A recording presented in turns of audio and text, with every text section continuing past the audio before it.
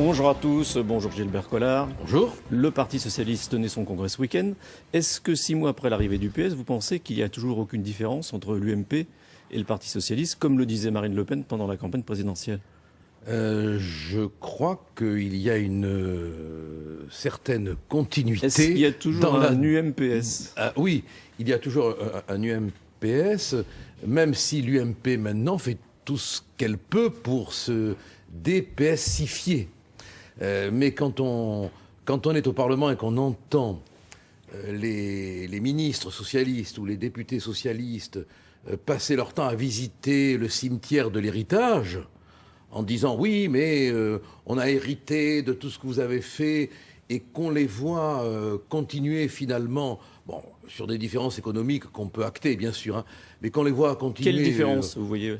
C'est sur la manière dont les impôts ont été aggravés directement par la prise, par le plumage du contribuable. Vous pensez que l'UMP aurait moins fait peser la pression fiscale? Je pense qu'il y aurait eu un effort pour essayer de faire moins peser... Donc il y a une différence. Il y a une différence. Les uns rasent vite, les autres tondent lentement. Mais à l'arrivée, on est quand même, je crois, le mouton un peu tondu, quoi. Et ce qui me préoccupe vraiment, pour être dans un peu de gravité en début de matinée, hein, c'est que le contribuable n'en peut plus, quoi. Voilà. Je veux dire, moi, je rencontre plein de gens, parce que je trouve que c'est une chance extraordinaire, hein, de pouvoir comme ça recevoir des hommes et des femmes. Ils tiennent plus, quoi. Ils ont le genou à terre, hein. Quand ils reçoivent leur feuille d'impôt, quand ils voient leur feuille de paye, ils sont à terre, quoi. Voilà. Vous pensez qu'il faut abandonner la règle des 3%? On n'y arrivera pas. Moi, je pense qu'on va pas y arriver. Je pense que les impôts vont s'aggraver. Vraiment, ce qui est dramatique, c'est que j'ai l'impression, mais je le dis pas méchamment, hein, parce que je suis pas d'humeur méchante ce matin. Après le congrès du PS, on peut être que d'humeur hilar, hein. On peut pas être... Qu'est-ce qui vous a fait rire? Moi, c'est une salle de réveil, quoi. Je suis rentré dans un hôpital et j'ai vu un agonisant euphorisé, hein, par son environnement, qui était Monsieur Hérault, et qu'on essayait de perfuser de tous côtés pour qu'il tienne le coup, avec derrière Martine Aubry, qui le regardait en se disant « je vais t'aider pour que tu tombes plus vite ». Quoi. Bon, c'est pas comme ça que la France, que j'aime d'abord, moi, excusez-moi, hein, mais j'aime Madame Aubry et Monsieur Hérault bien loin après, si vous pouvez me le permettre. C'est pas comme ça que la France va se redresser. Vous parliez d'exaspération des Français. Jean-François Copé disait hier, il faut manifester, il faut aller dans la rue pour dire son mécontentement. Il veut reconstituer les ligues. Il veut manifester. Il se prend pour Mélenchon. Je croyais qu'il se prenait pour Marine Le Pen. Moi, je suis pour qu'on... Enfin, entre nous, hein, avant d'appeler à la manifestation, ils auraient mieux fait d'envisager ce qui allait arriver. Hein. Alors, je veux dire, on a deux personnages en quête d'honneur. Hein. On a Fillon le Tristounet, hein, gris, très mormon. Et puis on a Copé l'agité, qui a une espèce de fil électrique sarkozien dans la pile. Hein. Et ils ne savent plus comment faire, quoi, pour se faire pardonner, finalement, tout leur reniement. Tout leur reniement. Et ils en arrivent avec des modalités... Par exemple, quel reniement? Attendez, sur le droit de vote des étrangers, quoi. Je rappelle quand même que Nicolas Sarkozy a été pour à un moment donné. Bon, alors... Ça fait longtemps. Ah d'accord, mais enfin quand même, ce sont des questions de principe. Hein. Et que maintenant, M. Copé, pardon, je vais être poli avec lui, à la différence de la manière dont il s'est comporté avec Marion Maréchal Le Pen. Il a beau jeu maintenant de plastronner. Bon, en réalité, ils sentent bien tous les deux que c'en est fini, je crois, de l'UMP.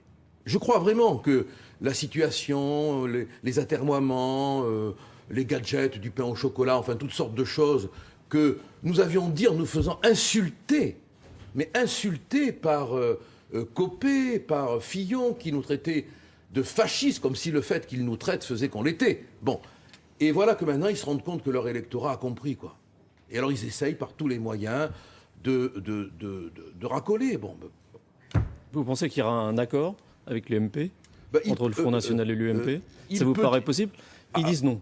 Mais est-ce qu'à terme, ça vous paraît possible? Ils disent non, mais que dit le peuple? C'est ça qui est important. Monsieur Copé peut dire non, tout en pensant oui, du reste. Monsieur Fillon peut dire oui, tout en pensant non. C'est le peuple qui va décider. Et dans l'état où est le pays, il y aura forcément des moments dans certaines villes, à certains endroits, où si l'intérêt de la nation, si l'intérêt de la patrie, et moi j'emploie ce mot avec infiniment d'émotion et de respect, l'impose, bon, on sera amené par la force des choses, si chère à Saint-Just, on sera amené à dialoguer forcément.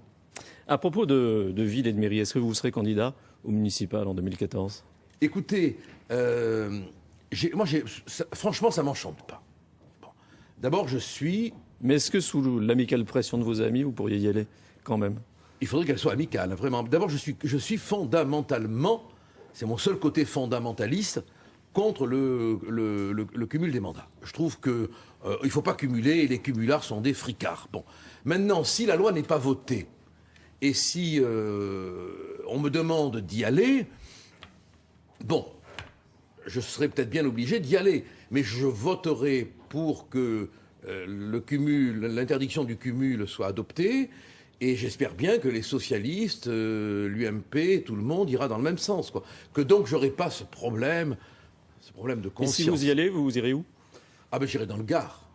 J'irai chez moi, dans ma deuxième circonscription chérie, auprès de mes amis de Saint-Gilles, des Margues, de Vauvert, et est-ce que là vous ferez appel, Gros-du-Roi. Est-ce que vous ferez appel aux électeurs de l'UMP?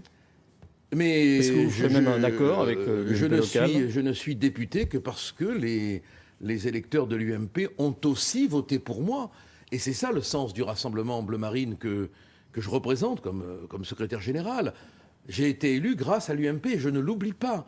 Donc si demain, pour que nous gagnions une mairie, il faut se rapprocher d'hommes ou de femmes de l'UMP qui nous respectent et que nous respectons, je dis bien qui nous respectent, hein, parce que pas question d'aller s'allier avec ces maires qui sont réunis au Kellar, je crois, pour savoir s'il fallait me fréquenter. Hein, bon, ceux-là, ils pourront toujours attendre. Si vous étiez maire, est-ce que vous célébreriez des mariages homosexuels? Si j'étais maire, comment vous l'écrivez? M-A-I-R-E. Ah bon, pardon, j'avais eu peur. Bon, vous me demandez si je les célébrerais? Oui.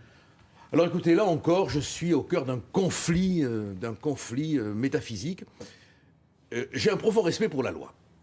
Bon, mais d'un autre côté, franchement, et je le dis avec tout le respect que j'ai pour mes amis homosexuels, hein, ils le savent, bon, j'aurais du mal à ne pas leur chanter la chanson de Brassens, quoi. N'apposons pas nos noms au bas de ce parchemin, quoi. J'aurais du mal, que je serais un peu comme Talleyrand, quand il célébrait la messe le jour de la fête de la Fédération. Je dirais, ne me faites pas rire, quoi. Merci. Thierry, c'est à vous. Merci beaucoup, messieurs. Merci, Roland. À très, très bientôt. Nous allons continuer.